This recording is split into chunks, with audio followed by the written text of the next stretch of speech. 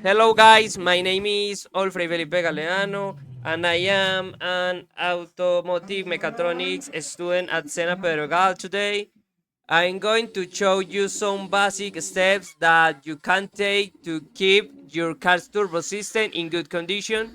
I want to make it clear that I'm not an expert, but as a student in automotive mechatronics, I'm learning these things and I want to share simple tips that anyone can do to help maintain their turbo. Maintaining your turbo doesn't have to be complicated. There are simple actions you can take to make sure your turbo works properly and lasts longer, avoiding expensive repair down the line. First, always check the oil level in your engine regularly. Low oil level can cause serious damage to the turbo.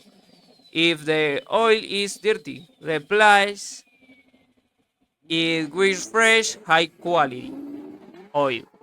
High quality oil. To check the oil for the turbo system, it's important to know that the turbo use engine oil for lubrication. So to check the oil level for your turbo, simply check the engine oil level using the oil dipstick. If the oil level is low or the oil is dirty, this can affect turbo performance.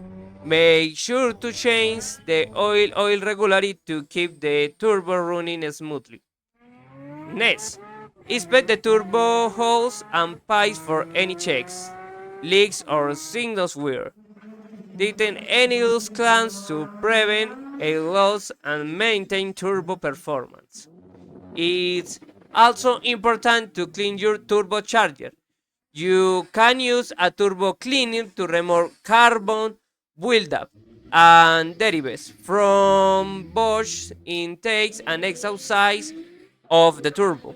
Additionally, don't forget to replace the air and oil filters periodically. Clean filters ensure proper airflow and oil circulation, which helps keep the turbo in good conditions.